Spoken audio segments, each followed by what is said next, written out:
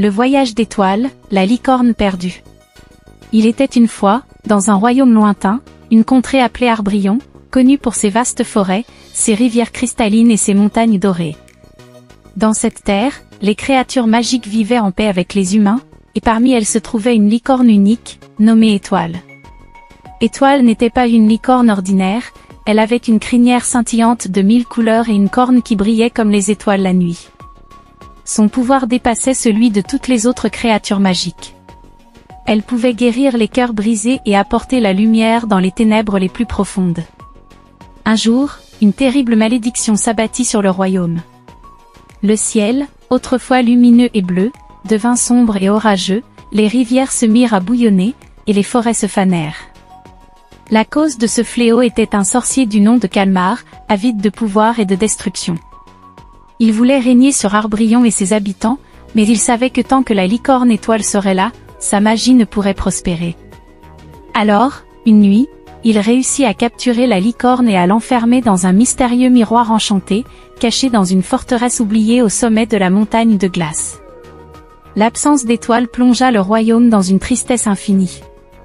Sans elle, l'espoir semblait s'effacer, et les créatures magiques perdirent peu à peu leur pouvoir. Les habitants, en proie à la terreur, savaient qu'ils devaient trouver un moyen de libérer Étoile et de briser la malédiction, mais aucun d'eux n'était assez courageux ou puissant pour affronter Calmar. C'est alors qu'apparut Élise, une jeune fille aux cheveux d'ébène et aux yeux d'un bleu perçant. Elle n'était pas issue d'une famille noble, ni douée de talents magiques. Cependant, elle possédait une qualité rare, un cœur pur, rempli de détermination et de compassion. Alors qu'elle vagabondait près de la forêt, elle rencontra un vieil homme sage qui lui raconta l'histoire d'Étoile et du sorcier Calmar. Seule une âme sincère et courageuse peut libérer la licorne, lui dit-il. Il te faudra un courage immense, car la route est longue et périlleuse. Élise, animée par un profond désir d'aider son peuple, décida de se lancer dans cette quête.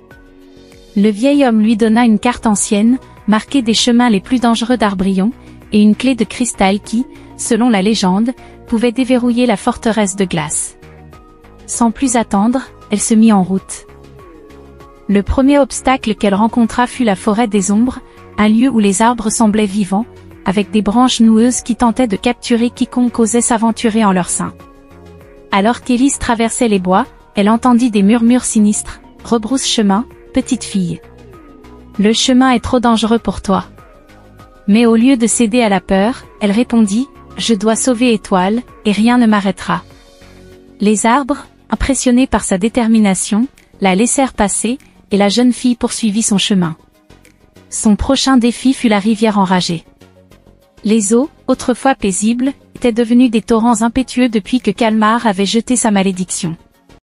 Alors qu'Élise s'apprêtait à traverser, un serpent d'eau géant surgit, ses écailles argentées brillant sous le clair de lune. « Tu ne passeras pas, siffla Tégil. Je suis le gardien de ces eaux et je n'ai jamais laissé personne traverser vivant. » Élise savait que la seule façon de surmonter cet obstacle était de se fier à son cœur. « Je ne suis pas ici pour te combattre, » dit-elle calmement. « Je suis venue rétablir l'équilibre de ce royaume. Si tu m'aides, les eaux retrouveront leur calme. » Le serpent, touché par la sincérité d'Élise, lui permit de traverser en toute sécurité. Finalement, elle atteignit la montagne de glace. Le vent hurlait, et la neige recouvrait le chemin d'une épaisse couche blanche. Après une ascension épuisante, Élise arriva enfin devant la forteresse. Là, à l'intérieur, dans une grande salle aux murs de glace, elle trouva le miroir enchanté.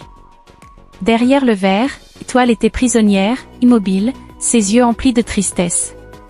Au moment où Élise s'approcha pour utiliser la clé de cristal, Calmar apparut dans un éclat de fumée noire. « Que crois-tu faire ?» rugit-il.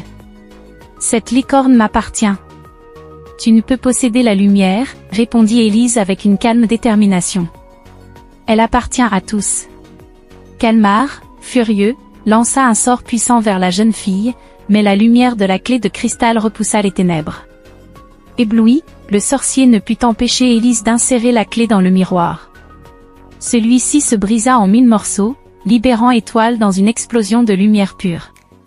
Étoile, désormais libre, se précipita vers Élise. Avec un simple toucher de sa corne, la licorne dissipa la malédiction qui pesait sur le royaume. Le ciel redevint bleu, les forêts verdoyantes, et les rivières à nouveau paisibles. Calmar, vaincu, s'évapora dans un nuage de fumée sombre, ne laissant aucune trace de son règne de terreur. Le royaume d'Arbrion était sauvé, grâce au courage et à la pureté d'Élise. En reconnaissance, Étoile devint son amie fidèle, et ensemble, elles veillèrent sur le royaume, assurant que plus jamais le mal ne viendrait troubler la paix. Ainsi, la légende d'Élise et d'Étoile se répandit à travers Arbrion, rappelant à tous que, même dans les moments les plus sombres, il suffit d'un cœur pur pour ramener la lumière. Si vous voulez des livres sur l'intelligence artificielle et génération des voix, tous les liens dans la description. Abonnez-vous, aimez et partagez.